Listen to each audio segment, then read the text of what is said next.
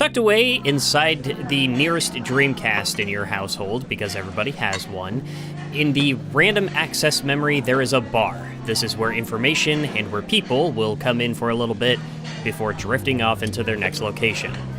Welcome to Ram on the Rocks. I am your host, Wayne, or Wayne is Boss, and today I am joined by my old friend, Suris. Wait, if this place is in random access memory, that means it's gonna disappear soon. Hold on. Are we cached? Are we safe here? Well, that's not how that works. Listen, the RAM doesn't go anywhere. The random access memory is like a unit. It is a part of the system. Right. But if we're the bar, we're the data on the random access memory. No, the bar is the random access memory. The bar is the random access memory. Yes. Oh, okay. We're just in it. Is this at least DDR4? I don't. I'm kidding. It's not. I don't think there was a DDR game on the Dreamcast. No, not that. DDR, the generational unit for RAM. I don't know what that is. You have a computer? No, yeah, I've also got a body. I'm not a surgeon. Okay, you know what? You're entirely right. The joke there, because it's way funnier when you explain it, DDR4 RAM didn't exist when the Dreamcast came out. Oh, yeah. I think how much did I remember mentioning it on a previous episode. How much RAM did how much RAM did the Dreamcast have? 16 megabytes. Oh, yeah, because it didn't have to run an OS. Yeah, that is true. Well, the reason that we need so much RAM on modern systems is because there's a bloated operating system running in the background at all times that just wasn't a consideration for consoles like the Dreamcast or the Nintendo 64. You know, I feel like I'm throwing the word overproduced around maybe a little too much in regards to the modern gaming industry. However, if situations keep coming up where it feels relevant. It's 100% relevant. So there are some games where I feel like that overproduction is entirely warranted, and then I hear stories from the game developers saying, oh, by the way, we made ourselves violently ill making this. Me and my girlfriend have been playing through Baldur's Gate 3, which is a fantastic game if you've never had a chance to give it a try. But that is a game that made its developers just very, very mentally unwell because of how much development went into it. It is a very overproduced game, but strangely enough, it's an overproduced game with zero bloat. It doesn't feel like there's any filler. Yeah. It's a weird monster. And I feel like overproduced can take a lot of different forms and hold a lot of different meanings.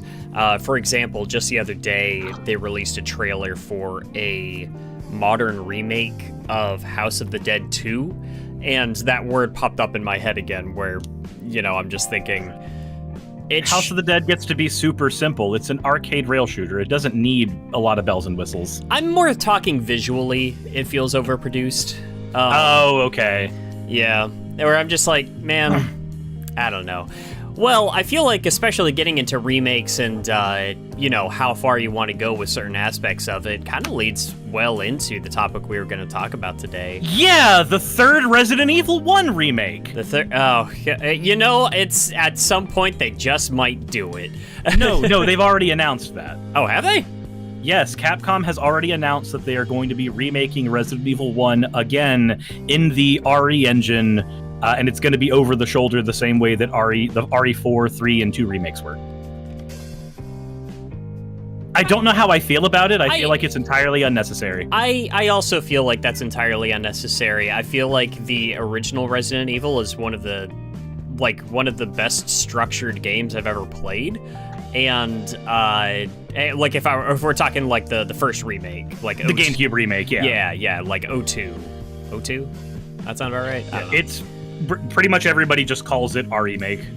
Yeah, it's a great game, and I feel like maybe players that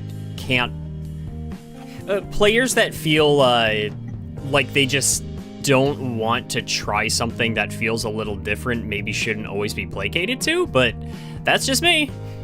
It's So I agree with that to a degree. Resident Evil's a weird monster, though, where it is probably one. I know that I'm stringing this particular joke along a lot because it's a Sonic Frontiers joke more than anything, but Resident Evil is probably the franchise I think of the most when I think of, that asset got reused again and again and again. Yeah. I know that Sonic does it a lot, and that's what we're supposed to be talking about, but I remember making my video review of Resident Evil 3 and just being so enamored with all of the different things that I thought were tiny character details in the environment. Like Jill's room would have these different books, and I'm like, oh, this is the stuff she read to get over her trauma from Resident Evil 1. This makes sense. And then I played Resident Evil 7 afterwards and realized that, nope, these are all assets that were in the Baker estate. They have nothing to do with Jill Valentine whatsoever. And then you play the Resident Evil 4 remake, and it's using some of those assets too. And the 2 remake is using those assets too. And I wanted to get upset at Capcom going, they didn't used to do this. And then I remembered that the entirety of Resident Evil, the Umbrella, or what is it? The Umbrella Chronicles? Not Umbrella Chronicles. The online game from the PS2. Oh, Outbreak. Yeah. So when I got Resident Evil Umbrella Chronicles on the Wii, I was so excited to be able to play through Resident Evil 2's and 3's environments in there, because those were games on the PS1 that had pre-rendered backgrounds. And then I found that they just took Raccoon City from the PS2 game Outbreak and moved it over and made you have a rail shooter environment in there. They just asset flipped it. And I'm not going to lie, that was a little upsetting to me as a child, and I had memory hold that until I was seeing Capcom's asset reuse again. So I'm hoping that if we get a remake of a different game that we wanted to talk about, that maybe some new things might be made for that. Yeah, and I feel like on some level, especially if you're pumping out games as quickly as Capcom was with the Resident Evil series, asset reuse is an inevitability, and I would argue necessary to a degree, or at least efficient. I would say I'd say it's definitely necessary. When during the era that they were building those games, we were getting a new Resident Evil game every 1 to 2 years. Yeah, that is a necessary evil of that particular environment, that particular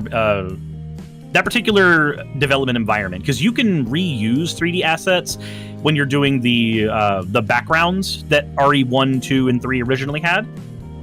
If you reuse a couple of 3D models and then take pictures of those models, they're going to look entirely different when you do that. It's going to be harder to tell, but when a player is able to walk around a 3D environment and see these things from all angles, now suddenly if you reuse a model anywhere when you're doing a render, we know. We 100% know. And that's not even getting into like the philosophy of just like when you're doing a remake, how much of it is, are you trying to one-to-one preserve the experience of the original game, or are you trying to preserve the original game, if that makes any sense? Yeah, I know that it's kind of like with the Wind Waker and the especially the Wind Waker, the new versions of that we got on the Wii U, the effectively ports that were remasters. Yeah, like that's 100% just it's a one-to-one with a lightning engine that sucks. That's what it is. I've said some mean things about the visuals of Wind Waker HD, but all in all, like, I mean, I've still played through it, and I would play through it again. It's because it's still Wind Waker, and it's a great game. I played through it again about 8 months ago, actually. Yeah. I feel you there. Yeah, it gets dicey. Like, I was this week, as of the recording of this, was Awesome Games Done Quick, and yesterday they were playing through, they were doing a speed run of Final Fantasy VII Rebirth, which is the second of the remake trilogy for the Final Fantasy VII game. Yes. And, yeah, which that game took me like 70 plus hours to beat the first time, and they played it in 6, and I was about to lose my mind. But my roommate was watching, and he was just like, this actually looks really cool. This is a guy who's never really sat down to play a Final Fantasy game. And okay. So he was saying that he actually kind of wanted to get the remakes now. So I was at work when he said that, so I just bought the remakes for him and brought them home. And then last night we were watching him play through the beginning of Remake. And so the beginning of Remake is a really fun experience. It's one part tutorial, one part movie, one part action game, and you never really feel like you're planting your foot too solidly down in any one of those areas to be upset that it's doing that. Right. It did, however, get me thinking, just because I remember there were some narrative changes that were made towards the beginning of that I completely forgot about. And, one, for example, I guess this is slight spoilers for Final Fantasy VII, but it's right at the beginning when they're on the bombing mission and they set the bomb to go off in the Mako reactor, and it doesn't do much. It disables the reactor, but it does. But then Shinra's watching in on it, and they want to make a bigger demonstration out of it, so they destroy their own reactor and pin it on Avalanche. And I remember feeling a little mixed on that. And then that starts getting into especially when we're talking about an era that's so masterfully blended that line between presenting a world completely as is on the screen for you, but giving you enough room to interpret it for yourself. Interpretations are always going to take different directions. And so when you have things that kind of change the way you perceived a moment or a interaction in a remake, is that even wrong for it to lean in harder to that? It leaves less to the imagination, and it makes things feel like they have to be more set in stone, and there's a less exploration to a certain moment. Versus in the originals, it kind of felt like people would experience those moments in different ways. I agree with that to a degree, but I want to offer maybe a little bit of pushback in favor of what Remake did in regards to that scene. So, in the original, the goal obviously was make the player have full control over this narrative moment. Obviously, you have no control. You have to do the bomb. You don't have a choice. But as far as the narrative the game is presenting, this is your fault. Yeah. I think that the narrative decision in the remake to change that from player agency to dramatic irony, where the player understands that not everything here was their fault, but the characters don't. Because that disconnect didn't exist in the original game. Yeah. I am actually happy with that because of the second layer onto that narrative decision that was made that was not in the original. And that's because it couldn't have been done very well in the original due to the technological limitations at the time. The fact that as you're walking around the slums, you can hear everybody's different opinions on everything without even talking to them. You just hear them in whispers. And I found that to be a fantastic touch because even though there is that narrative dissonance between, well, I didn't really do all that much damage, it wasn't really my fault, the characters in the game still all treat it that way, 100%. Everybody who is in the slums treats it as if this was Avalanche's doing top to bottom, and it reinforces the original game's narrative outlook a lot, even though you get that peek into the window because it's expecting you to already kind of know this story. And so it's adding that extra layer. I don't mind that extra layer at all because of the reinforcement it does afterwards with all of the, not even secondary characters, just the blank face NPCs that are around the slums. I spent a good hour just walking around, not progressing the story, just because I wanted to hear what everybody's opinions were. I didn't know those characters. I didn't care about those characters. But because they were all talking about a thing that I did in the story, I wanted to know their opinions. And eventually that kind of fell away as I got closer to the end, and I just kind of wanted the game to be done after I was at hour 50 and 60. Yeah. But in the beginning, having that option was fantastic. And I don't know if that one is an issue with how the game is made, where it's a little overbloated, very overbloated, or if that's just a me thing, because I know that's how I complete games.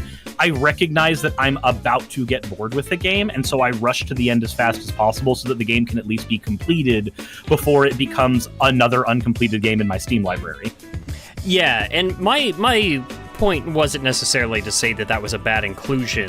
It was more so that when you're taking, the game into a new era and you're not doing a one-to-one recreation. Now, 7 Remake's a bad example just because it's 7 Remake. There's a narrative reason why things are different. Yeah, although, have you played Rebirth? I haven't played Rebirth yet because I don't have a PS5 or a PS4. Okay. So I'm waiting for the PC remake for that, which we got that announced a few weeks ago if memory serves, so I'll be able to play that soon. I don't want to give away too much, but I will say that one of my bigger criticisms with Rebirth is that it backpedals on having on really capitalizing on the guts that Remake had. I'll say that. It ends up being a little more original Final Fantasy VII story? Yes, and in ways, I think it was for the better, but in other ways, I feel like it was a failure to commit to a direction. Because it's trying so hard to insist that the direction that they were taking in 7 Remake still matters, and then you just feel less and less of that sense as this game that refuses to end just keeps on going. And you know that it's only part 2. They have so much. They have so much to wrap up in the 3rd one. I don't know what they're going to call it yet. I kept thinking they were going to call it Reunion, but then they called Crisis Core, like the Crisis Core remaster, like Final Fantasy. They called that one Reunion. So I don't know. We've got Reunion taken. We've got Remake, Rebirth. So I guess we can all look forward to Final Fantasy VII Revengeance, but they got a lot to laugh. I'll have a more solid opinion on it once I have a chance to play Rebirth. As of right now, my opinions on just Remake were, I'm so glad I got to play 2 hours of Final Fantasy VII, and it took me 60. Yeah, my thing is, like, I actually really enjoy Remake. Rebirth frustrates me for reasons that are hard for me to condense, especially without giving too much away. I also have to pause just one moment. I'm hearing my dogs whine from outside. Apparently every animal in this house wants me to pay attention to them and take them inside and outside. You're good. Go do your thing. All right, I am back. Sorry about that. Oh, you're good. You're good. All right. Yeah, anyway, that kind of gets into a tangent, but like the primary thing is that remakes are weird because you don't want to just try to sell the same product again. Although some would argue that a lot of games would benefit from just porting over, the original game over to modern hardware. But it's also harder to sell that. There are some game design decisions from yesteryear that are very hard to sell to not just modern gamers in the sense of like they're younger, so they're used to, snappier games that hold their attention longer. Not just that. Just there are some older game design decisions that are archaic in the sense that I could just call them bad decisions. Yeah. So there's a game that came out recently called Edge of Allegoria. And I love the game. Don't get me wrong. It's a good game. I got a chance to interview the developer for the game. It is a fantastic experience. It is effectively a modern-day retro Pokemon game, but instead of catching, you are going around finding various tools, hacksaws, guns, etc. But they operate exactly like Pokemon. I have a question. Sure. What's a Pokemon? Is that like a cheap knockoff of Digimon or something? What is that? No, it's a cheap knockoff of a Chow. Good answer. But the game is fantastic, but when I interviewed the dev, I was in the middle of playing the tutorial area for the game, and he mentioned that there are some decisions that he made in the game that were in the spirit of how games were made in yesteryear. 100%. They were not modern game design decisions, and so he would literally go, and some of those decisions were really bad, but that's because they were bad when we made those decisions 20, 25 years ago as well. Yeah. And the exact experience I had, this happened on stream. There's a character named Candy in the game who wants you to find an item for her. I'm not going to spoil what it is or what for, but she's a very down on her luck, yet strangely independent character that needs this item. Now, the way the game's item system works is every item can be sold. It is all considered junk to a vendor, and you have a sell all junk button. which is not a thing that classic games had, but it's still a very welcome thing in a game like this. You go and you find the item as a random drop off of a random NPC in a random dungeon. You come back to her and realize you don't have the item because the game has taught you the habit of come back to town, sell your now do your important work. So I sold my and there is no way to buy items back because that wasn't a thing in games 25 years ago. And the item I needed for this quest is gone too, because the idea of a unique quest item was also not a thing 25 years ago for games like this. Yeah. You just had things that went into your inventory and if you have it, that's good. If you don't, well, that sucks.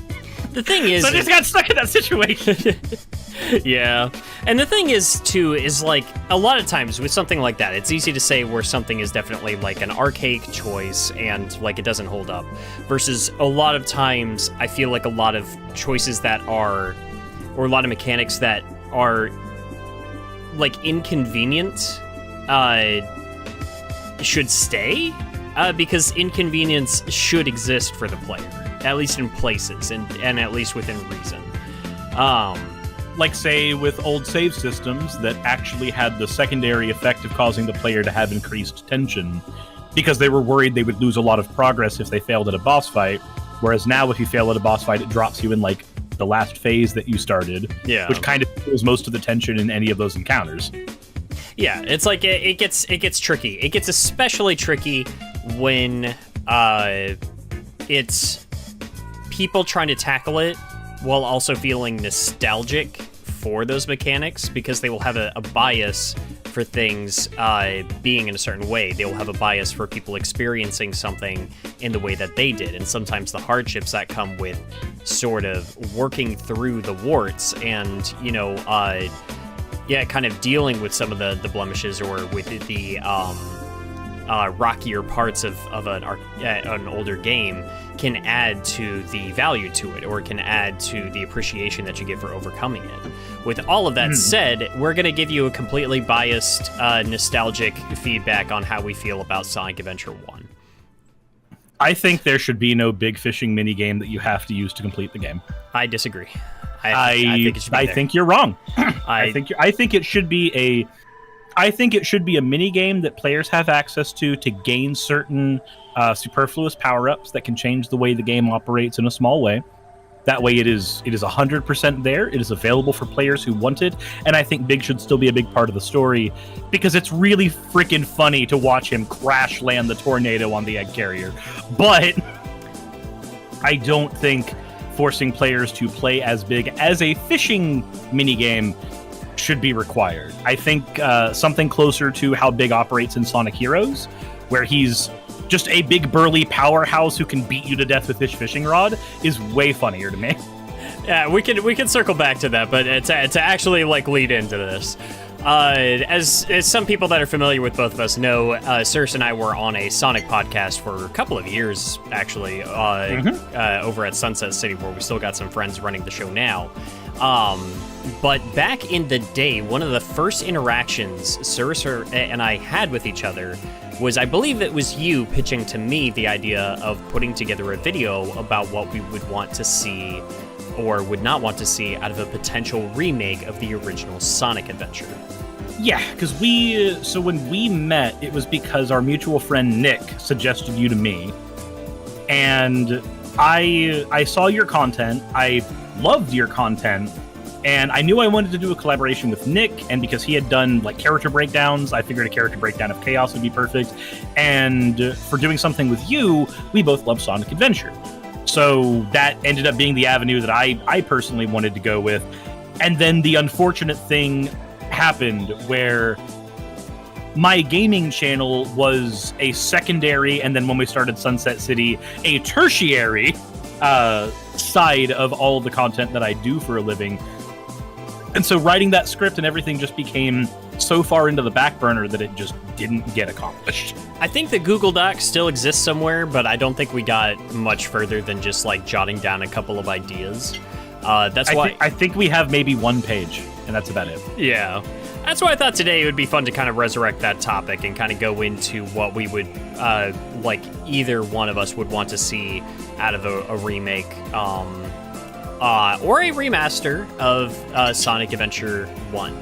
And we already got a remaster of it. I don't want that again. A good remaster.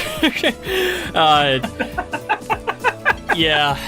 See, Are you saying that the critically acclaimed Sonic Adventure DX on the Nintendo GameCube wasn't a masterpiece?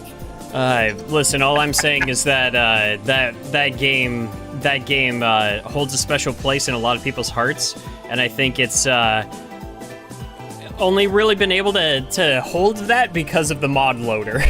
Are you saying that those people should instead open their hearts? Maybe. Listen, I am saying that people's reception of that game gets a lot better when they play it as something closer to the Dreamcast release than to the GameCube one. I know that for me, when I was a kid, my experience with Sonic Adventure is really weird, right? So I was a Nintendo kid. So I played Sonic games on friends' consoles. And then a friend of mine played Sonic Adventure 2 and Sonic Mega Collection on the GameCube. And for me, that was a foreign concept. Sonic being on Nintendo was weird. I'm sure that's what it was for everybody back then. So when I got a GameCube, the two games I got to start out with were Super Smash Bros. Melee and Sonic Adventure 2. I don't think I got anything else that Christmas. But, I mean, I didn't need anything else that Christmas. That was Sonic Adventure 2 and Melee. I was golden. I was set. So I remember playing through Adventure 2, loving every minute of it. I had already experienced the story because I had watched a friend play through the entire thing. I already knew that I wanted to mess around in the Chow Garden. I got the strategy guide. I min-maxed the game to the point where I had a ton of Chaos Chow. I had learned how to make invisible Chow by messing with the genetic systems in the game. I adored what that game was from top to bottom. And you know that weird thing that happens when you adore a game and you find out that there are other games made just like it and you don't have access to them? Yeah. So this friend, in the lower drawer of his bedroom, had the manual for Sonic Adventure 1, the one that comes in the jewel case. And I saw that, and it clicked in my head as a kid who knows how video games are produced, went, oh, that means you have Sonic Adventure 1. I want to play it. He didn't have a Dreamcast, so he couldn't play it. Okay, cool. Then I went to another friend's house, and they said that they had Sonic Adventure. Turns out they just had a Genesis. When I said Sonic Adventure, they thought that I meant Sonic the Hedgehog. So I remember specifically hearing his mom go, boy, you know we don't have a Dreamcast, from across the house. So, defeated and sad, I go home, and I got a copy of Sonic Mega Collection, and in Mega Collection, there was the History of Sonic video. Yeah. Where you got to see the pre-rendered cinematic for Adventure, and I was like, this looks so cool, this looks so good. And then the Sonic Team website had character bios and stuff from Sonic Adventure and all this stuff that made me just want to play the game. But of course, I couldn't. It wasn't a thing I had access to. I had discovered emulation, and I very, very quickly realized that at the time, Dreamcast emulation was not very good, and also my computer couldn't handle it. So, once again, no Sonic Adventure for me. And then, in Walmart, randomly one day, I see a copy of Sonic Adventure DX. I did not know that we were getting Adventure 1 remade on the GameCube. I didn't know any of that. I just knew that it was there. And I remember asking my dad to get it for me, because I was spending the summer with him. He got it for me. I beat it in 2 days, and I remember the first words out of his mouth when I beat the final boss were, oh, that was short. We could have just rented it. And I just turned around and went, no. No. That is not what we do with this. There are Chow Gardens here. I want to play Speed Highway again and again and again and again. I want to play the story again because I want to see Gamma again. I want to do all this stuff all over again until the ends of time. And when I was a kid, I was I was bad at judging like the artistic integrity of a game. So I saw that there was a higher poly count on everything in the Adventure 1 remaster. So as far as I was concerned, the game looked better. And so it was the better version. Years later, I'm at a card shop up in Calhoun, and somebody brings in their Dreamcast, brings in a flat screen TV, sets it up just on the back wall, and starts playing Sonic Adventure. And I remember having a conversation with him, and he just was very adamant about how much better Adventure 1 looked on the Dreamcast. And I'm watching this in motion on a flat screen TV, not the thing that the game was designed for in the first place. Right. And I'm still having that opinion in my head of, but the poly counts are so low. The idea that the textures look more vibrant and look more just more whole in the Dreamcast version didn't occur to me. I hadn't seen like how vastly different Twinkle Park was between the two versions, and I didn't sit down with the controller to play the game and see how it felt compared to the original. My first time playing the game was when I found the game in the Walmart. They had the kiosk where you could sample games, so I got to play Emerald Coast. And that was my first time doing anything Sonic Adventure related at all. I had never touched the original and messed with its controls at all. So, to this day, I still have not touched the Dreamcast original for an extended period of time. It's always either been the GameCube version, emulation, or running on the Better SADX mod for the Steam version of the game. Like, those are my experiences with the game. I didn't get to have a childhood where the original was what I played, but I've heard 1,000,000,002 opinions about the Dreamcast original. So that's interesting. My first interaction with Sonic Adventure 1 was through the Dreamcast version when I was a child. In fact, as far as I can tell, that was one of the first games I ever played on a home console. Now, handhelds, arcade machines, I was a little more familiar with. But Sonic Adventure 1 was the introduction to something else entirely. You were familiar with arcade machines before you played your consoles that much? Yeah, you are a Sega kid! Listen. MVC and Galaga in the back of a Pizza Hut. That's what raised me. Look, if you're ever in town, the card shop that I've already shown you the picture of the MVC2 cabinet. That is at the card shop. That is still up there and playable right now, and people still come in and just fight each other on it. Yeah, but that was, that was something monumental to me, actually getting to play that as a kid, and I got obsessive with it. And of course, I interacted with the game in a very different way as a child. To me, the levels were all hub worlds in and of themselves. They were all areas that you run around in and explore, especially like, Casinopolis? Like, to me, that was just another area inside the bigger hub area.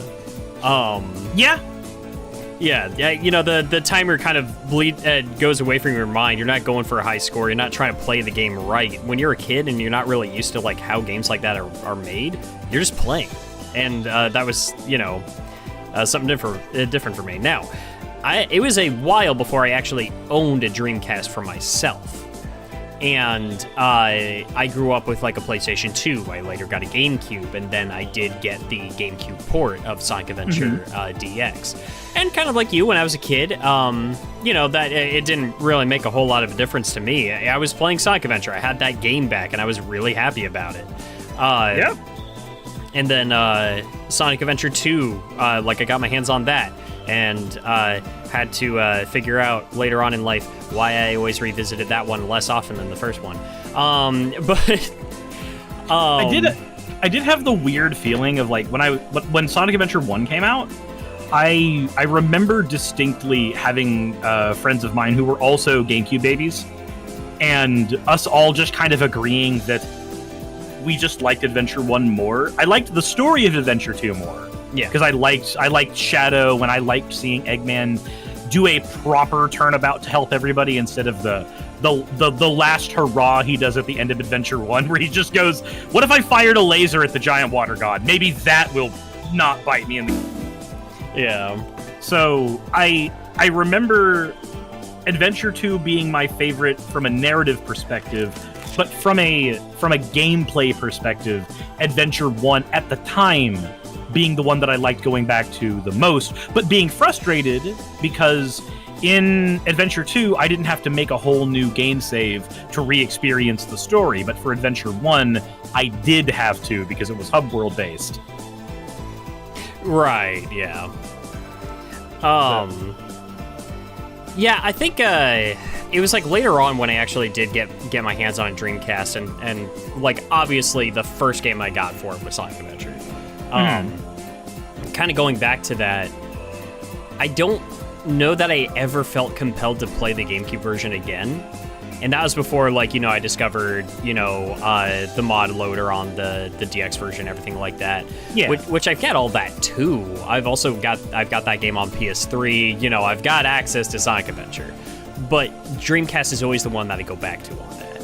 And that's, and it could just be, I really love the vibe of the Dreamcast, and I really love the way games look on that system. I love the way they sound. I love the lighting engine on that console. Oh my god. Okay. Oh, dude, lighting is so important, and like, I'm gonna have to one of these days I'm gonna make that Mach and X video, and I'm gonna have to show off, like, just there's a vibe that comes from this that is unparalleled, and man, so that's why I've always been more than a remake of Sonic Adventure 1. I would want just that like Dreamcast experience to be made available again. Now, okay, ideal if you wanted to go way bigger in like a larger scale remake of Sonic Adventure, that's cool, but port the original too. Like, you make them both available. I think the best thing to do there would be to take the Metroid Zero Mission approach, where you beat the game, now you get access to the original. So I disagree to a certain degree. Okay. Because I do like that to an extent, and I've also praised like the remake of Medieval for also just including the original PS1 version of that game as a bonus that you can unlock. That's cool. I would rather they be made available separately. Or you could choose, or if you got like the remake, you could choose either or to start. And I think a part of that is because you're going to have some people that they're so content with the original, but they just want it available on modern hardware. They just want easier access to it. They don't care about a version that's going to take it in a different direction, that's going to act like it needs to be fixed. Now, there's definitely... sorry. I was going to say, now, there's definitely some stuff about Sonic Adventure 1 that does need to be fixed, but I feel like a lot of stuff gets lumped into that just isn't fair. And I remember like having a conversation with Stevie on the first episode of this podcast where she said something to that effect, where it was just like, especially with like older graphics and everything like that, do those really need the touch-up? Do they really need to look quote-unquote better? Or can we actually like just be able to appreciate the artistry of what was crafted with, the tools that they had at the time, and can we just say that it looks great without there being an asterisk? Like, for example, I don't want a version of Chrono Trigger that looks any different than it does on the Super Nintendo. That game is gorgeous. That game is a work of art, like with its sprite work. It's a pinnacle of that form of presentation. I think it looks amazing, and I think it sounds amazing too. And I feel like when you start like trying to change that or update it, you're fixing something that isn't broken, and you also run the risk of making it less impactful. I guess the question then becomes, is the purpose of a remake, in your mind, to replace the original? Because I'm of two camps when it comes to remakes of games. I believe that there are replacements to the original, and then I believe there are different perspectives on the original. The Resident Evil series is a good example of this for me. So Resident Evil 1, the remake of that is just a full-on replacement of the original. Yeah. There is very little reason to play Resident Evil 1 on the PlayStation 1 outside of, well, I just want to see where it all began and I want to see how it all started. When the remake of 1 exists, and the remake of 1 does everything that the original version did, but does it better, and expands on it, and expands on the story, the lore. The controls are damn near identical, the locations are damn near identical, with expansions on them. Then there's Resident Evil 2. Resident Evil 2 is not a redo that replaces the original, in my opinion. the original version of Resident Evil 2 plays like Resident Evil 1, and the Resident Evil 2 remake plays like Resident Evil 4. They are effectively very, very different games. I think if you are making a Sonic Adventure 1 remake, you have the choice to try to redo everything the original did, but, quote, better visuals, better mechanics, better gameplay, etc. Or you have the option to build the game from the ground up and make it play like a modern Sonic game. And thank God we have Shadow Generations as a good template now.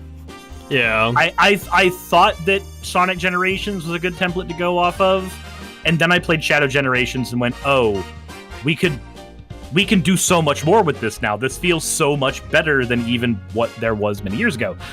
There's that template. Then there's somewhere confusingly in between that you could go. And I think you've played the Master Chief Collection, right?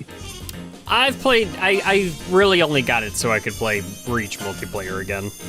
Okay, so the Master Chief Collection is in this very, very strange world where remakes are concerned. If you haven't played through all of it, then do you at least know what approach they took? Is it anything like the visual presentation of Halo Anniversary Edition, where they basically said art direction didn't exist in the original and instead replaced everything with a homogenized look at just generic sci-fi walls and architecture? So, yes, when the Master Chief Collection's version of Halo 1 is the Anniversary Edition, 100%. However, there is an option in it, which I don't remember was in the Anniversary Edition or not. You can just press tab on your keyboard, and it will flip you back to the original visuals in real time. Yeah, they had that on the 360 version of Anniversary as well.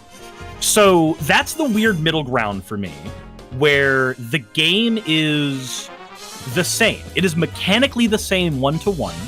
However, you've added a visual paint job on top of it that makes the game look more modern. Now, does it make it better in the case of Halo 1? Absolutely not. I don't want to just quote everything from the one Noodle video about Halo 1. I had a best about this as me and Saki were playing through Halo 1 just a few months ago, actually. Where I would flip between the visuals and go, look at all the story stuff that was here, where they had old symbols from the Forerunners in these locations, and then when you flip to the new one, they're just missing. They're gone. I don't understand. Yeah. So for Halo 2, they went the extra mile. They did the same thing they did with Halo 1, but they kept the visuals as close to the original as they could. So all they did was areas that were plain in the original, they added a lot of detail in the Halo 2 version of the game. And for the cutscenes, all of the stuff that was done in the in-game engine originally, they replaced with fully pre-rendered cutscenes that look like they came straight out of Blizzard. Like, they are... The Halo 2 remake is fantastic as an experience without flipping the visuals back to the original. The Halo 1 remake makes me want to scream when I play it with the new visuals. But the reason I bring those up is they exist in that weird middle ground where mechanically everything is the same. All they've done is added a new paint job.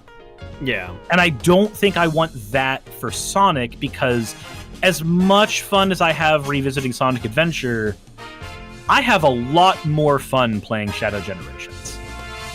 And I'm not gonna lie, even in Sonic Frontiers, once we finally got the spin dash and the ability to actually have momentum in the game, instead of what was given to us when the game first came out, I have more fun running around with Sonic's physics.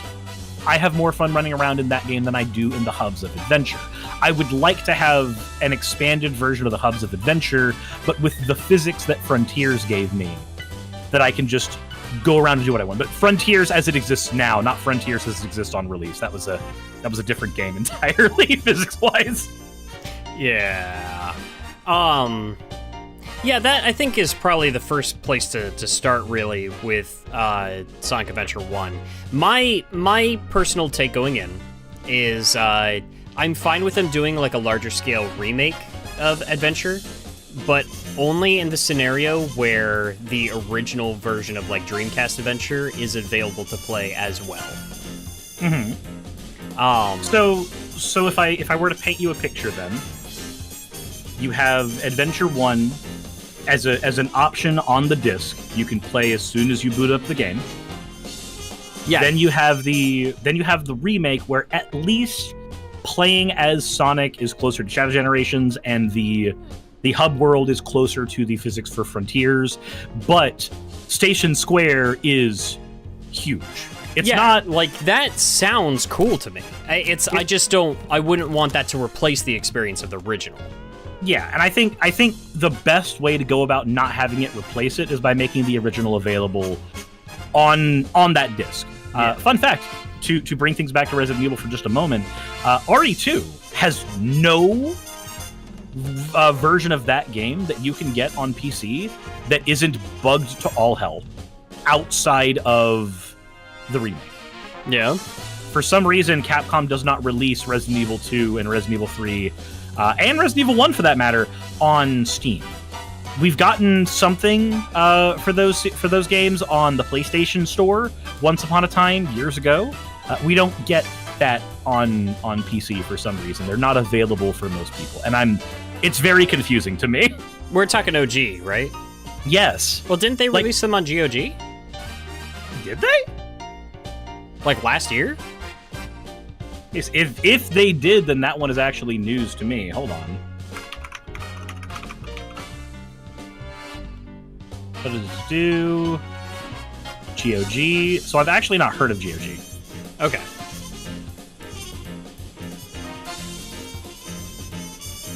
Oh, read more on how GOG preserves games.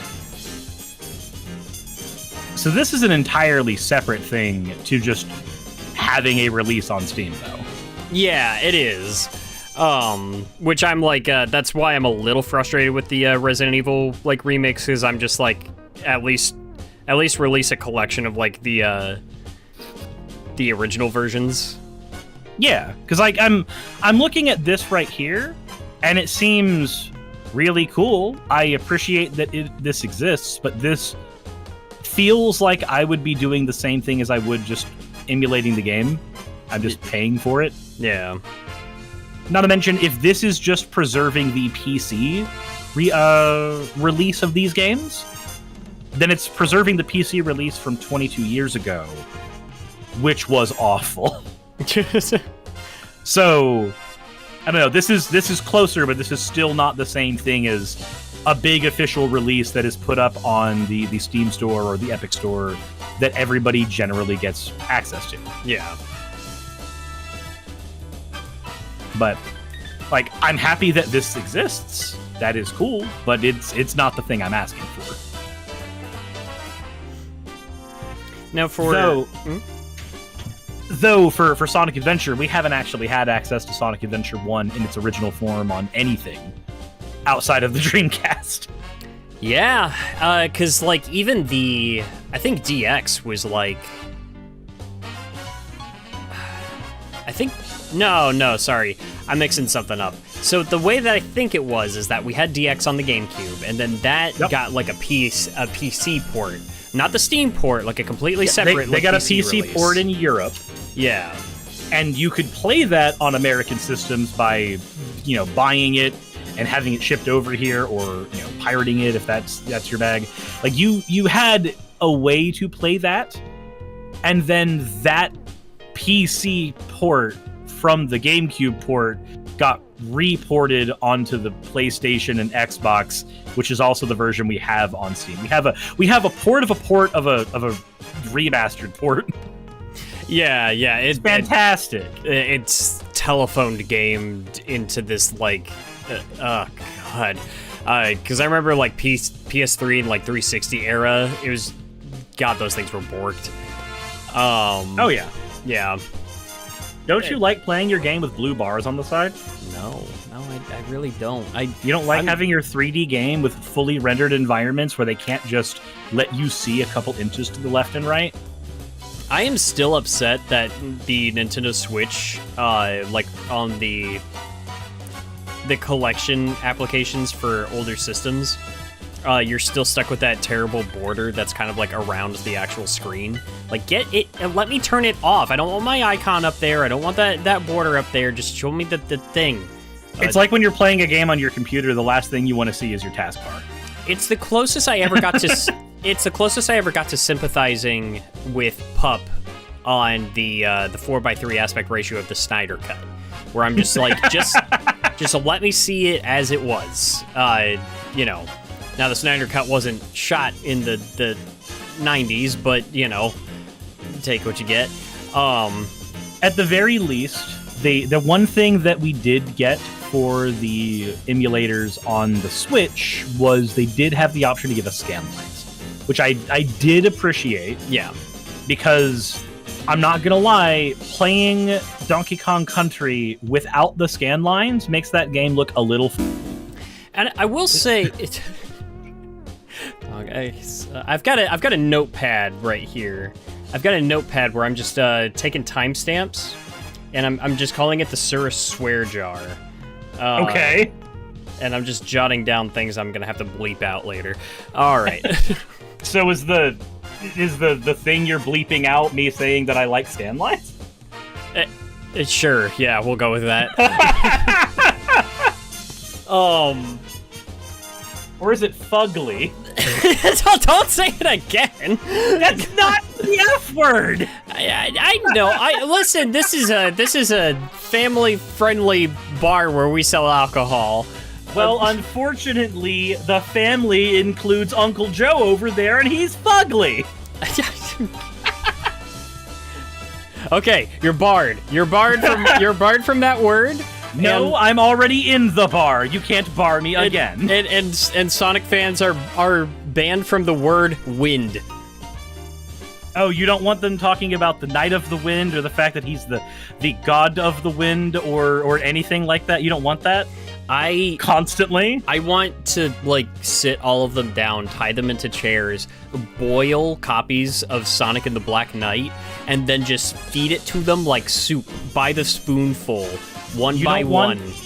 You don't want Sonic fans to have undermined every accomplishment Sonic's ever made narratively throughout the story by making him the reincarnation of a god, which would effectively mean that he was never matching wits with anything above his pay grade. Now he was always aiming down at Robotnik. I will say,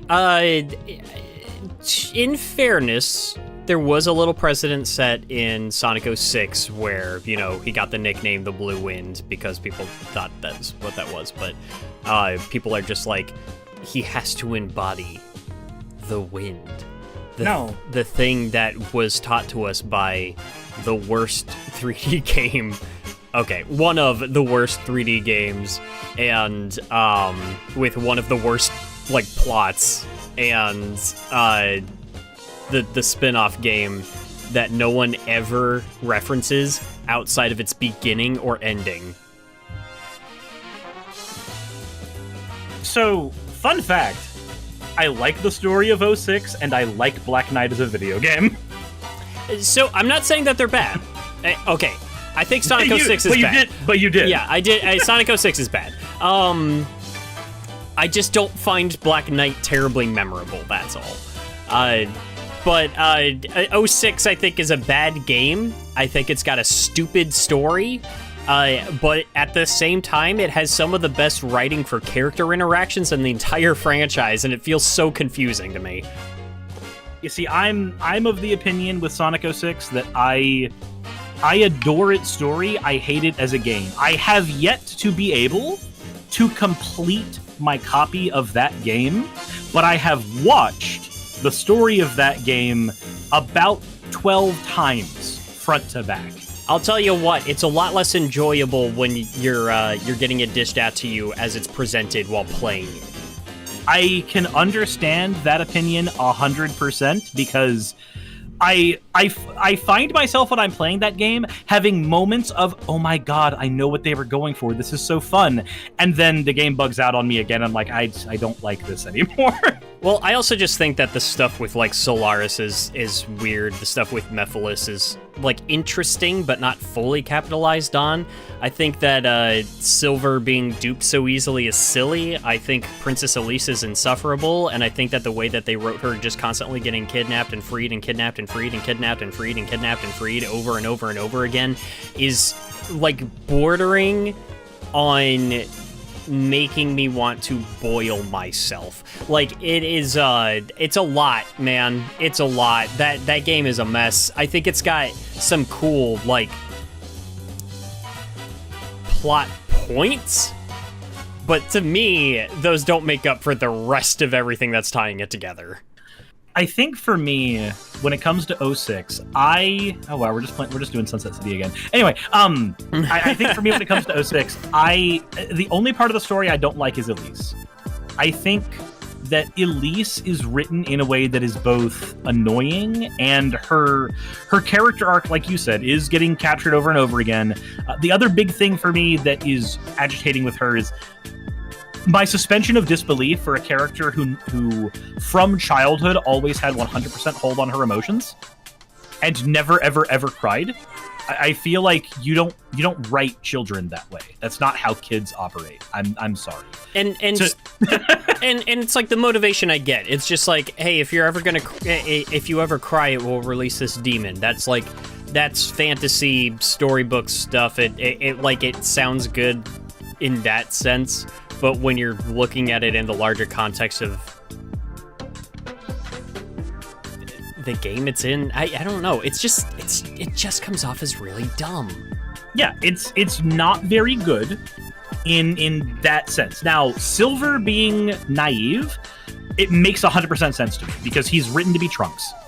And Trunks was very, very naive in Dragon Ball Z. He felt like he had all of the answers, and every moment where he tried to implement a plan in Dragon Ball is watching that plan backfire spectacularly. Oh, trust me, I know how timelines work. I know how this will happen. Goes back to his timeline. Nothing was changed. Turns out nothing actually mattered when I went back in time. That was a mistake. Maybe I'll go back and save that timeline.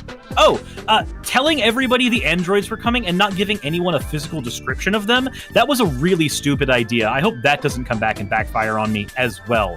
Not asking for enough information about my own dad to understand that he's going to be a prick when I go back in time.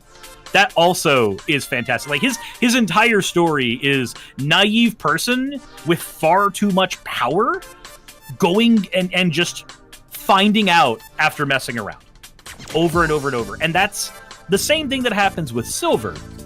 He's grown up in a timeline that is so thoroughly outside the realm of hospitality that every little ounce of hope he gets, he clings onto harder than you can imagine. And that makes sense to me for a character in his position, because there's two types of people that come out of the post-apocalypse in narratives.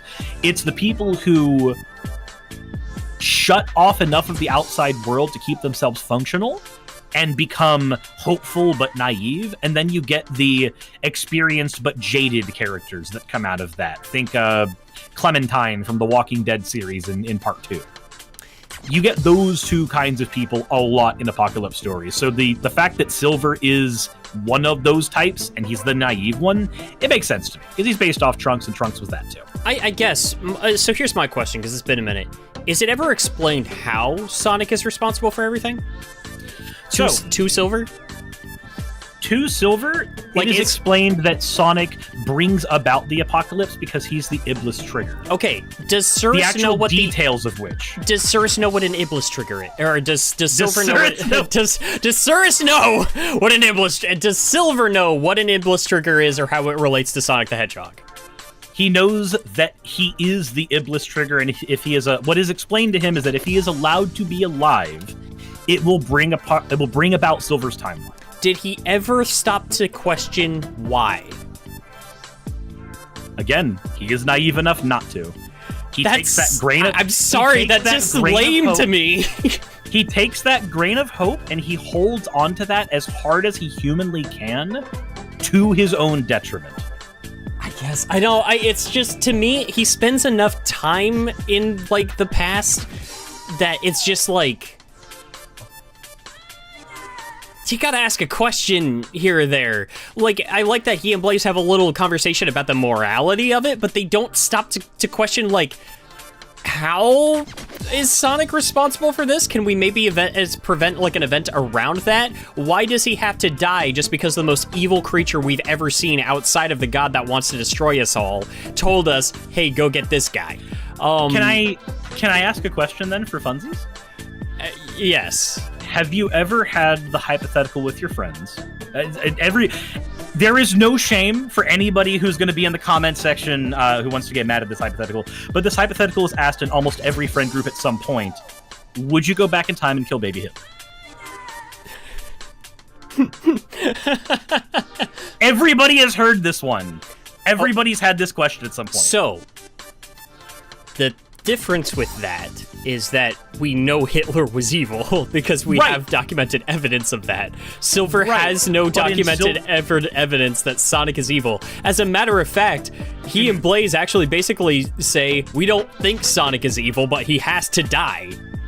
So, in Silver's timeline, they don't have the luxury of documented evidence. It's all on fire. Right, but they literally say to each other they don't think Sonic is evil. Correct. But they know that an action that he takes leads to the apocalypse. And the only person who has access to any of that information is Mephiles, because he literally types it in on a computer system and shows them. It's one of the first times Silver gets to see what documented evidence even frickin' looks like. As far as we know, he might have had more access to it at another point, but we're not shown that narratively. We are just shown that he sees the documentation that Sonic is the cause of all of this, and it is shown to him by Mephiles. We know Mephiles is lying. We're the people with agency outside of the video game. But for Silver's situation, it makes sense to me that a guy with zero inclination to have his world stay the way it is for as long as it has, clings onto the first thing that is presented to him without question. He is naive enough to do that. His story arc is learning to not be that naive. I guess. His story arc is learning that people have layers to them, and yeah, Amy might have Amy being the catalyst for that is maybe a little drawn out, because that's what she did with Shadow 2. That was her job with Shadow in Adventure 2. It's all they know how to do with Amy, or at least did. Amy is here to make sure that the guy characters learn lessons. Amy was there to have a crush on Sonic and be comedic relief for that, and or to have a poorly written pep talk to a character. I'm sorry, the scene of her talking to Shadow is not good. What are you talking about? Are you saying that humans are bad if they give up on their wishes? I was replaying that before going to see Sonic 3, and I was watching that cutscene, and I'm just like, this feels like word vomit that is not structured and is just things being said that are... It's basically doing a chat GPT on, here's why you shouldn't kill everyone. I don't know, man. And that's a weird thing too. I like Amy, but it really felt like they were not doing anything with her at that period of time outside of just oh, she's the girl and she has a crush on Sonic, and she is so infatuated with him that she keeps confusing other hedgehogs that look absolutely nothing like him for him. Yeah, so the reason this is one of the things that's fun about the original script of Adventure 2. In the original script, the one in Japan, what she explains to Shadow is that human beings are basically good, but it's not the never giving up on their wishes that lets them do whatever they want. It's people have a chance. People should be given the chance to make choices. People should be given the chance to figure out if they are going to be good or evil. Shadow is taking away that option from them. That's the gist of her lines in the Japanese version, whereas in the American one, it's if they try their best and never give up on their wishes. You know what would have been cool? Amy was benched so hard on the arc, but there was a period of time where she's just wandering around. Yeah. Let her stumble on Maria's room. Let her learn more about Maria and then connect with Shadow one-on-one through that. You know what's funny? I would have never thought about that if they hadn't had a Maria's room sequence in the movie. Mm-hmm. That was just a really good idea. Like, I still would like for Amy to serve, like, that purpose. I just feel like it wasn't executed well. Because, like, her having empathy and love, like, for life and for people, you know, that's good. And that's what Shadow needed in that instance. I just feel like, you know, the delivery was lacking, that's all. But then again, hey, we're talking about, like...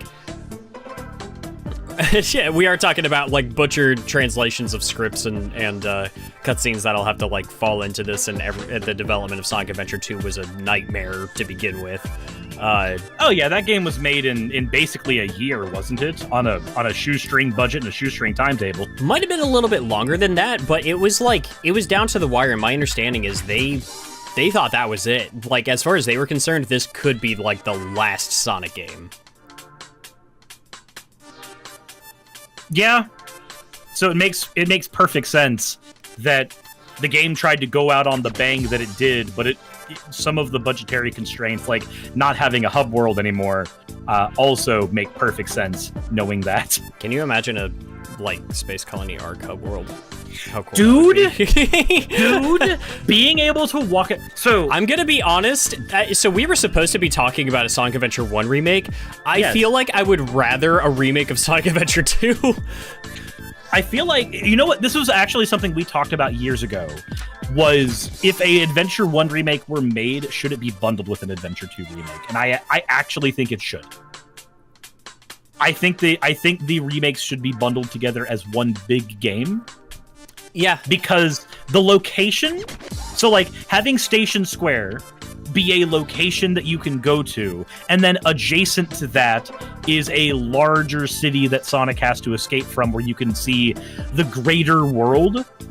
Like, the world just expands out until you finally get to space. That's really cool. The only thing that I would hate about that is that it would make Chaos's story be the Act 1.52-ish of that story, and I don't think that his story deserves to be the middle boss. I think his story 100% deserves to be the final. I agree. And I've told you before, Perfect Chaos is my favorite antagonistic force in the entire Sonic franchise, and I think that the build-up to Chaos, I feel like delving deeper into the pain behind his backstory, and I feel like even the way that it connects not only with the history of the Echidna tribe that they establish in Sonic Adventure, but also the way that it capitalizes on the narrative elements that you learned in Sonic 3 and Knuckles.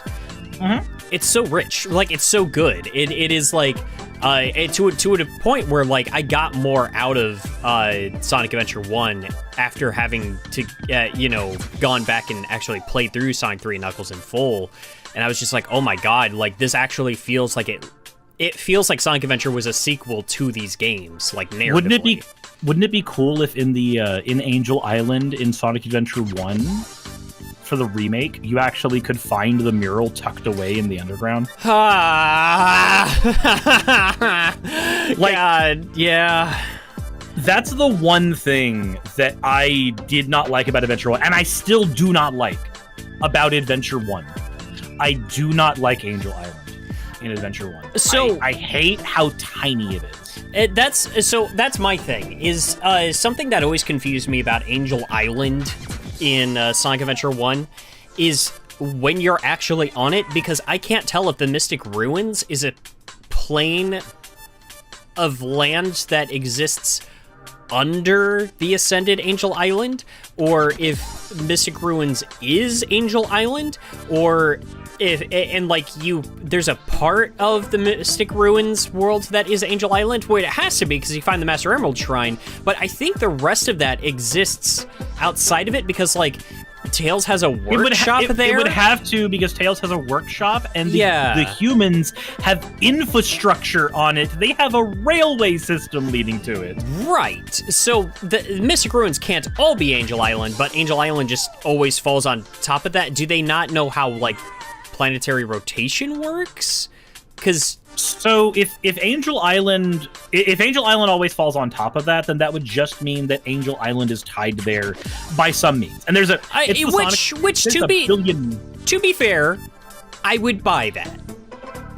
Yeah, there's a billion ways that they could have that work out, where like Angel Island is attached to that area in some way, shape, or form. I'm okay with that. Residual Chaos Emerald energy, whatever you want to use there, will work out fine, and I'd be okay with that. The only things that confuse me is the fact that Angel Island is supposed to be this giant, expansive place that Knuckles is always finding new information on, and we see that in the pregame cartoons we got for Sonic Frontiers, where it's so good. where we see Knuckles going around there. We see that Angel Island has Chow that are walking around there. We see that it's a place that is lush and vibrant with history and all kinds of. The version of it that we see in Adventure 1 is a tiny landmass that you cannot convince me is larger than it is, but you could, and there'd be an easy way to do that. Have a larger landmass with a couple levels inside it. Yeah. So that you could, at that point, I could be convinced that Angel Island was in fact bigger than what we can see. You know what I would actually do if I was like remaking Sonic Adventure and I was like trying to expand on it? Yeah.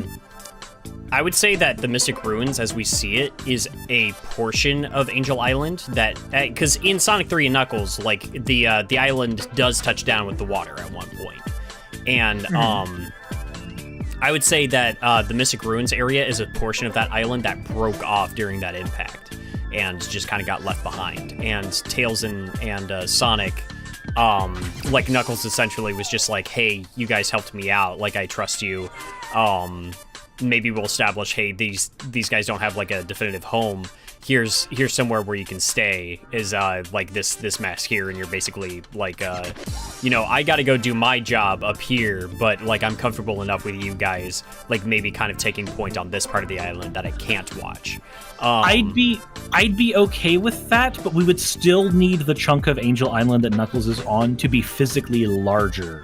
Oh, for sure. Than what it is now. Yeah, I would want to explore more of that, and I would love to see like stuff like more of the Echidna Tribe murals and the temples and everything like that. I do like, even when I was a kid, you're seeing the ruins and you're seeing like these dilapidated temples and everything like that. And then when you get those flashback sequences with Tikal, you're seeing, oh, this used to be like a place with like life in it. Like this was a civilization, like people lived here. And it just like recontextualizes that for you. Yeah, I would like to expand on that for sure. I would also, if we were doing that idea where we're just like remaking Sonic Adventure 1 and 2 in tandem, I would be okay with like, just because it's the way that the chips fell and you kind of have to do it this way, I'd be okay with, you're still treating it as two separated games, but they're coming together in one package. And have that big, like, Sonic Adventure, have that big, like, Perfect Chaos, like, battle.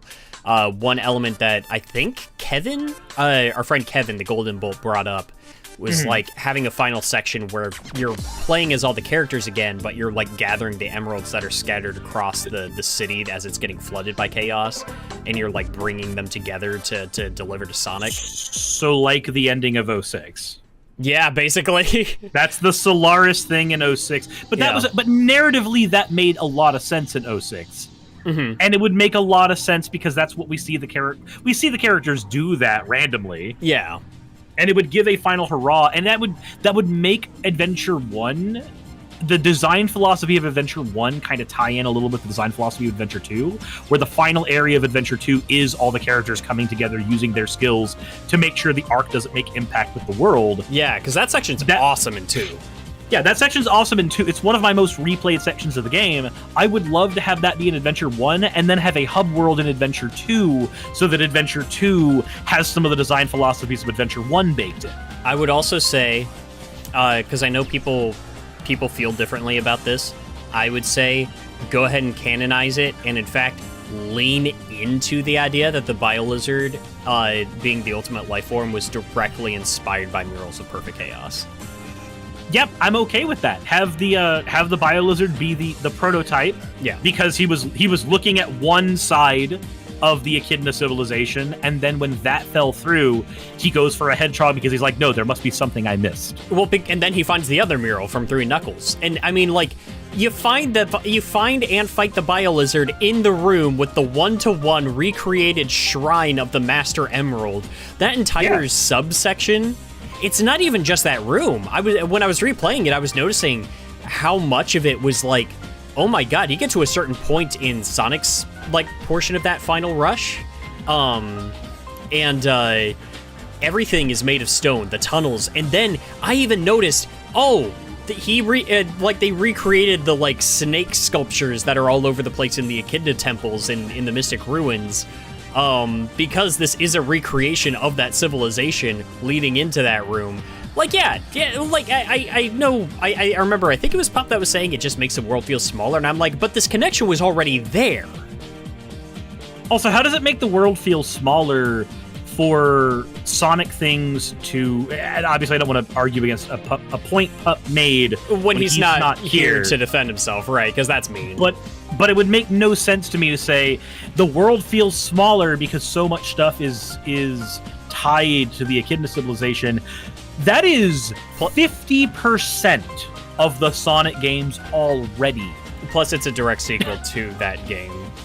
Yeah, like it's okay for things to tie into the Echidna civilization because every single folly that humanity is going through is something the Echidnas probably did as well. You can literally have a whole section where the Eggman is sitting there going, you know, it's funny. Humanity made nukes, but we watched what happened when the Echidnas tried to go for power that was on a cosmic scale like that. We watched what happened to them when that power consumed them. Maybe it would be a good idea for these people not to do that. And like that coming from Eggman would be perfect because he's the kind of guy with the hubris to go, but it's okay when I have it. Oh, man. But it's okay when I have a nuke. You know something I actually just thought of, too? Oh, dude, I never thought about this before. Okay, so here's a concept for you, because we're turning this into a discussion of remaking both of these games. Yep. The Biolizard fight, I would want that to be pretty close to the way that it was. Maybe not as over the top as it is in Shadow Generations. I love the way it is in that game, but like not for this title.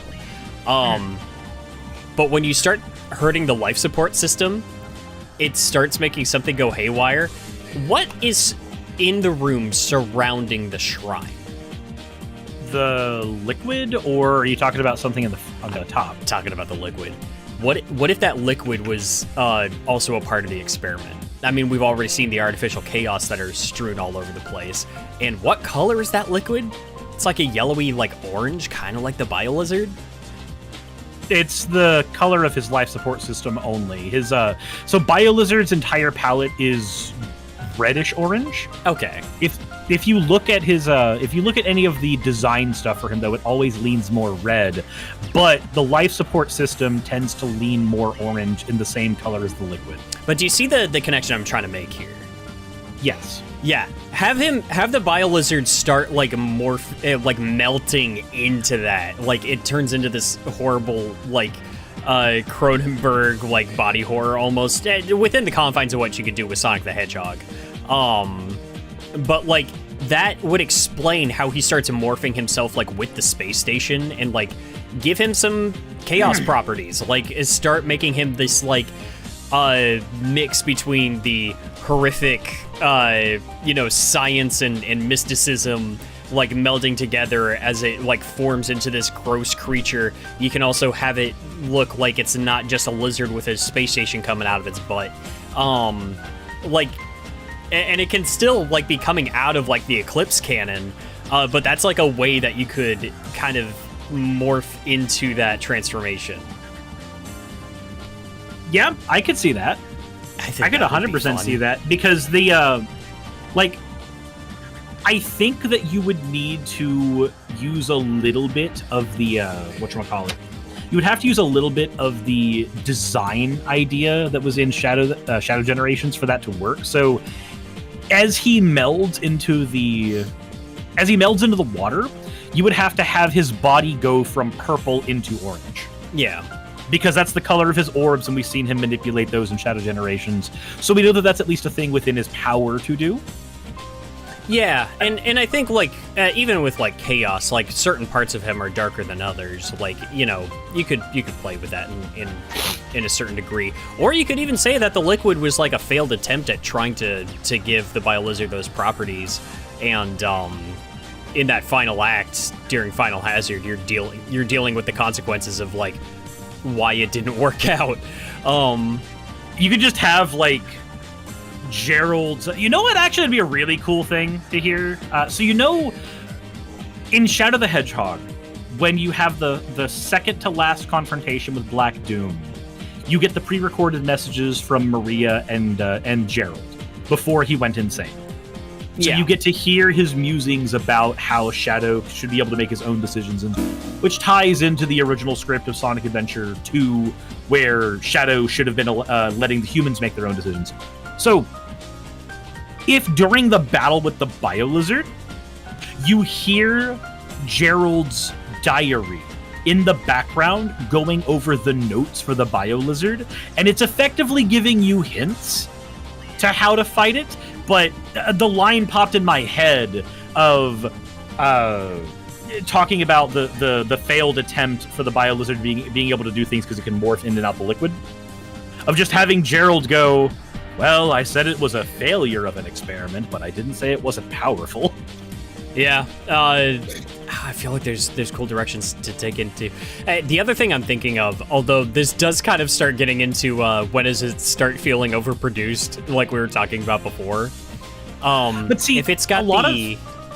Well, I was gonna say, like during the Final Hazard, you have the Super Sonic and Super Shadow fight in space, like surrounding the arc.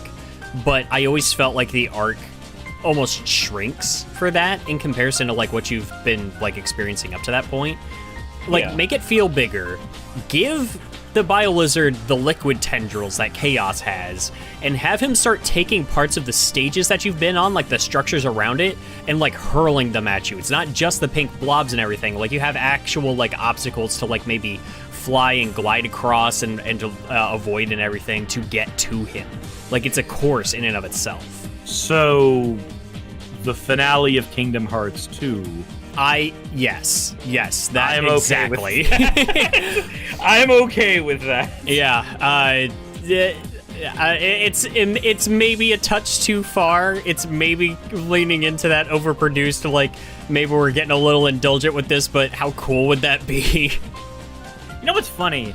So I remember on Sunset City when we were talking about the potential endings of Frontiers, and I remember there being a version of an ending that I suggested that was in that very overproduced line of reasoning, but not because games are bloated.tm. It was more that, do you really think that Sonic Team is gonna actually put that much effort into something? Now we've got Shadow Generations. I 100% believe they can put that kind of effort into something, because there is so much extra stuff in how the animations are done in Generations, in the voice work for it, in the story beat, in all it. There is... My expectations are higher now, and it feels good that they are higher for stuff like this, because we have such a good blueprint for how to do it right. Yeah. I'm like... Adventure really did just crank it up a notch just to, like, the kinds of events and the kinds of things that they were trying to capture. I feel like that final section with Perfect Chaos is just, man, the ambition. That's something real special. I feel like, I don't know, lean in on it, at least for that final area of those games. I mean, I feel like once you get to the point where you recognize, hey, Adventure 1 was this giant, ambitious thing when it came out, there's no reason not to make a remake of it a giant, ambitious thing as well, but within the scope of what's doable nowadays. Yeah. I do guess, because I can't keep you for too long, and I also can't keep myself for too long, I did want to go ahead and ask, like, what else would you maybe change from the original Sonic Adventure? Outside of, like, because, again, if we're going in a completely different direction, in a scenario where the original Dreamcast version is also available, like, you know, go wild, do something new. So we'll say, for the sake of that, Big's fishing thing is more of like an optional scenario, but you actually get to play it as Big and not, like, just as Sonic, like, fishing with him. have 3 campaigns instead of 6. Because the campaigns, as they exist in the original version of the game, feel... After you're done with Sonics and Gammas, the only ones that seem to be fully fleshed out at that point are Tails's and to a lesser degree Knuckles. Because Knuckles' campaign feels like it's done in a flash. Tails' campaign feels like it's done in a flash, but it has a huge narrative payoff at the end, so it's okay. I think taking the game down to 3 campaigns, but instead of... Don't truncate any of the characters. Have the campaigns be the character pairs. So Sonic and Tails, they share a lot of their levels anyway. Okay. So you have Sonic and Tails as their thing. Then you can have Amy and Gamma, because those 2 characters interacting is one of the most important parts of both of their stories. So Amy and Gamma is one pair, and then Knuckles and Big, because Knuckles globe-trotting around to find the pieces of the Master Emerald, and Big just happening to be around, is freaking hilarious to me. I actually do like that idea. And I also like, because Big was already living on Angel Island, I would like to establish that, like, Knuckles already knew about Big. Like, and Big's always just been around. He's just there.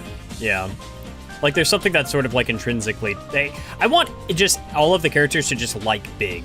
One of the greatest things that Shadow Generations did was, like, Big the Cat is one of the few characters that can just make Shadow smirk at the sight of him. Like, it's like... He makes small talk with Shadow, and it's believable. Yeah. I don't remember where it was that I heard this, but there was somewhere that I read or something that was like, the idea could have been that in a different life, Big the Cat, just this free spirit that just like lives a relaxing lifestyle, just enjoying the world that he's in, is the kind of life that Shadow would have wanted. I mean, that makes perfect sense to me. Yeah, and Shadow just wants to protect that, and I love that idea. I think that's great. Yeah, I could get down with that. I think the only thing for me is that I do like how separated Gamma does feel from everybody else. Like, he does have the most connection with Amy, but his mission feels very his own. And it's like I almost don't want the movie universe to try to do Gamma, because I don't think they can. Not with justice. Not with the way that these movies work. And I feel like Gamma is almost perfect. He's got just enough there. However, can you imagine for a moment a Gamma's story where he intersects with Amy several times, which we know happens in the original, but the final parts of the story are Amy trying to survive the survival horror mess that she's in with the robot, and Gamma having his story arc the way he does in the original, dying, and then at the end of Amy's story, you get to see the bird come down, and Amy just contemplates on how the bird would have gotten there, but never fully puts 2 and 2 together. And there you get a scene where you just see that she misses Gamma. Don't have her like say that she misses Gamma. Show don't tell. I'm almost okay with her figuring it out. I feel like I'm not against the idea of her getting reunited with the Flicky and then finding Gamma's body and just kind of like laying a hand on his remains and just kind of like silently giving it a moment, and then just being like where I feel like if any character was going to in universe recognize the autonomy of Gamma outside of just the bird that was inside it would be her. I guess what you could do, and this would be perfectly in line with how Sonic stories are done, you know the moment in the end of Shadow Generations where you see the 1 tier. Ah, that's so good. we don't see a full breakdown. We see enough to make us feel something, and that's it. I think having the moment where Amy lays the hand on Gamma, and then the camera just slowly starts panning out, and her face gets obscured by the camera angle. You can't see what emotion is on her face, but you see that she's not well. and you get left with that emotion. Yeah, I wouldn't want it to be like over dramatic, because I also feel like Amy would understand why things played out the way they did. Like, I feel like she would get like, hey, this was how it was going to go down, and she can kind of see the happiness in the midst of the tragedy. I think that's why I would want the pan out moment, though, because like the two ways you can go about that are the Amy breaks down crying on the scene, which we have seen a little bit of that in Adventure 2 with the tiny bit of crying she does before the boss fight with Eggman. Yeah. When you're playing as Tails, you see a bit of that there. I don't necessarily want that. I want it to be silent. I want those emotions to be something that the player feels and projects onto Amy, because I feel like that's the most tasteful way to do that. You know, I'm more on board with that. I feel like, especially with them, because their stories really do intersect a lot, and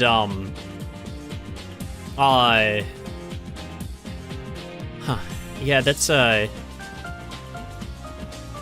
Can you imagine if, like, the two of them are on the Icario together and they get attacked by Zero and Beta at the same time, and like they kind of get separated in the fight, and then like Gamma has to go fight Beta while Amy has to go fight Zero, and they're both just taking on like their last battle, and then they reunite at the end, but it's kind of in a sad way. I would like that. I would actually really like that, because that does a lot of things for me. One, it lets Amy stay her own autonomous character. She fights her demon away from everybody. Yeah. But it allows Gamma to have his moment of that happening too. Also, if she was not physically present for Gamma's fights with all of his other brothers throughout the game, then it makes sense that she would see Beta, see that fight is going to happen as they get split off, and she's just worried about how he's faring in his fight. Yeah. But all she gets is the conclusion to it. That's a good... Also, a thing that hit me a little bit, because I put Knuckles and Big together, we could actually have some narrative way for Big takes on Chaos 6 to make sense. Because as it stands right now, there are 3 boss fights with Chaos 6, right? Sonic, Knuckles, and Big. Yeah. So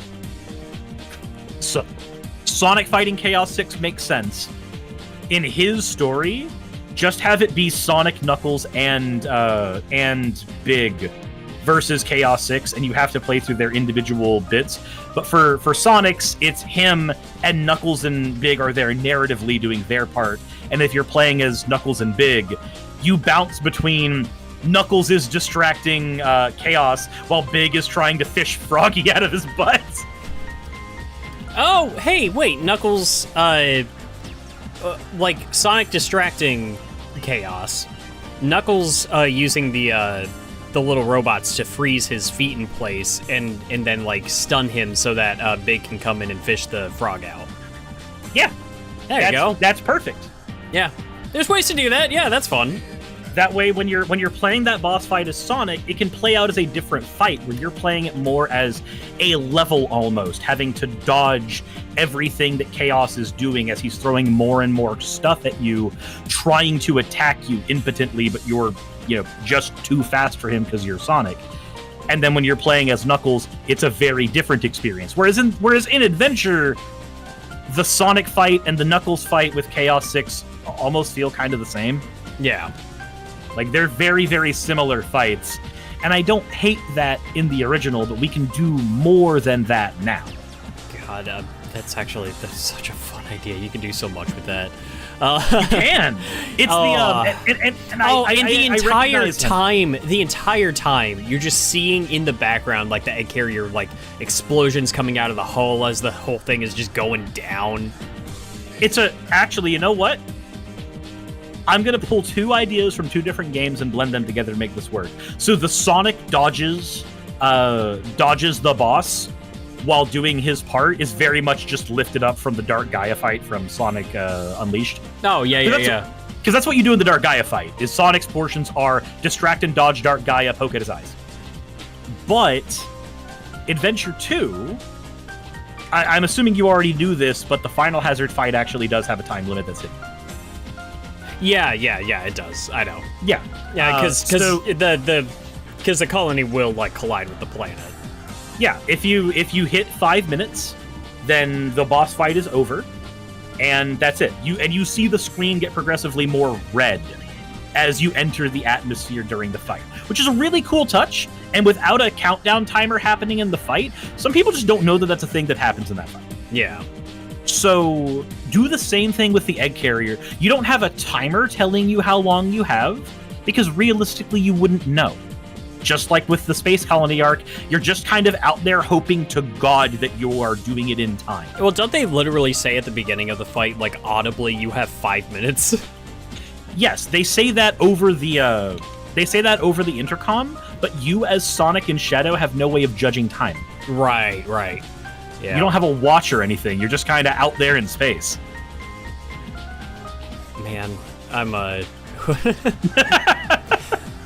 I feel like this could be... We gotta talk about this more, Matt. Well, you know, I feel like it does kind of open up, though, is that, like, my feeling about it, and I've said it a few times tonight, as long as you're preserving that original version, if you're taking this and you're trying to create a new experience out of it, like, take it to the moon, man. Like, go crazy and like do fun new things as if it's just like you're really trying to do service to all of the things that made that original special, and you're just trying to like really capitalize on that for a new audience. It doesn't mean I was gonna say it doesn't mean that the original isn't good enough, but it doesn't mean that it won't work. But there is a practical element of that. A lot of gamers just aren't going to give it the time of day. Yeah, a lot of gamers are going to see that the original is available there, and they might look at it as a curiosity and then go play the remake. Yeah. So if you're going to make that remake what it is, don't try to replace the original. Make something that is so bombastic it could not have been produced. And if I had it my way, everybody on the planet would just have a Dreamcast, and we could just play Crazy Taxi together, but it's not going to be like that. Again, there's a ton of like really fun ideas to be had there, and I feel like for Sonic Adventure 1, I like that idea that you had, kind of like splitting stuff off into duos and like just expand those hub worlds and like you dig into the lore just a little bit more, like maybe explore things that felt unexplained. Maybe not so much trying to fix things, but just trying to like flesh out the things that you already like. Yeah, don't try to fix Sonic Adventure. It's a broken game, but it's a broken game in ways that are fantastic. If I can't abuse my spin dash, then it's not really Sonic Adventure anymore. Yeah.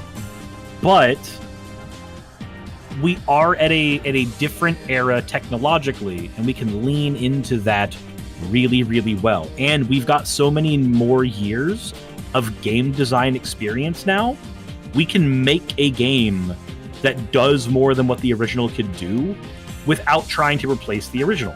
Resident Evil 2's remake would not have been possible on the PlayStation 1. It just mechanically could not have worked. The dismemberment system would not have been anywhere near as good. The lighting engine would not have been there to handle anything that was there. And hell, we had attempts at doing something like what it was doing now called Resident Evil Survivor. It was god-awful. Yeah.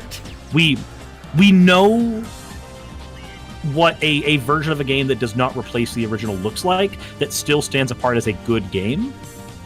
Just don't give us a sewer level outside of that little sewer bit under the city in Sonic Adventure. I don't need the full Resident Evil remake experience where you truncate the last third of the game and make it a sewer level. Well, I guess with all of that said, because that's a discussion I feel like could go on for a lot longer. I could probably talk about like the idea of just expanding on those games for hours, but I know you and I are both very busy. Suris, what are you currently working on? So in this moment, I'm digging through Magic the Gathering cards. But in general, I have a video essay that's going to be coming out in a couple weeks on the issues with the United States medical system. I know that's completely unrelated to what we've been talking about here. So that will be coming out here in a few weeks. All the audio is recorded for it, so all that's left is the editing. I've got I'm gonna try for a video review of the game that I mentioned earlier in the podcast, Edge of Allegoria. I don't know when that's going to happen, but I know that it's an idea that's on my mind. And on top of that, on the Magic the Gathering channel, I've got a bunch of decks that I'm going to be putting up there. Most of what I've been doing is deck techs on that channel. That seems to be what people have really been enjoying. If anybody in the audience likes the card Progenitus, I'm working on a deck for that, which is a giant 5-color Godzilla monster, Hydra, whose only job is to be big, menacing, and very stupid. Awkwardly, though, by the time this video is out on Wayne's channel, that video will already be out, so you can just go watch that then, I guess. And I will be sure to link that in the description. And I would just recommend you kind of give my buddy a look and check out his stuff and give him some support. I'll be seeing him very soon. I'm very excited. As for the current plans right now, this podcast will obviously be going up a week early for any paying Patreon supporters. I'm aiming for Monday. That would be what, the 13th?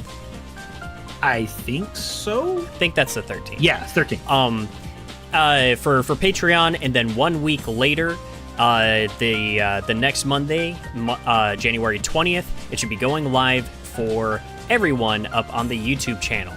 Now, also that day, you should also be looking forward to the next day, actually, sorry.